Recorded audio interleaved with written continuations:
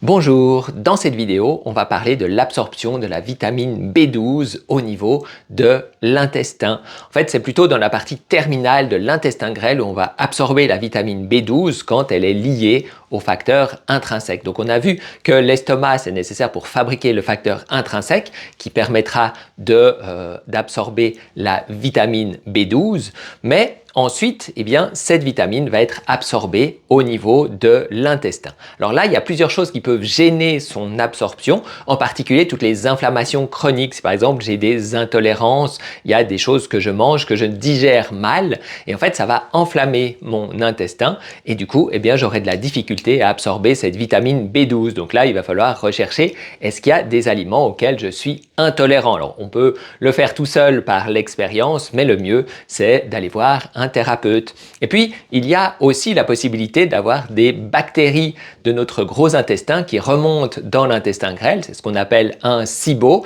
Alors là, souvent, on peut le savoir parce qu'on a le ventre, par exemple, très gonflé, assez douloureux, avec un transit assez complexe. Mais du coup, le fait d'avoir un SIBO va faire de l'inflammation dans l'intestin grêle et généralement, ça va gêner l'absorption de la vitamine B12. Et ça, c'est aussi quelque chose d'assez courant. Là aussi, il vaut mieux travailler avec un thérapeute parce que éliminer tout seul un SIBO, c'est quelque chose de complexe.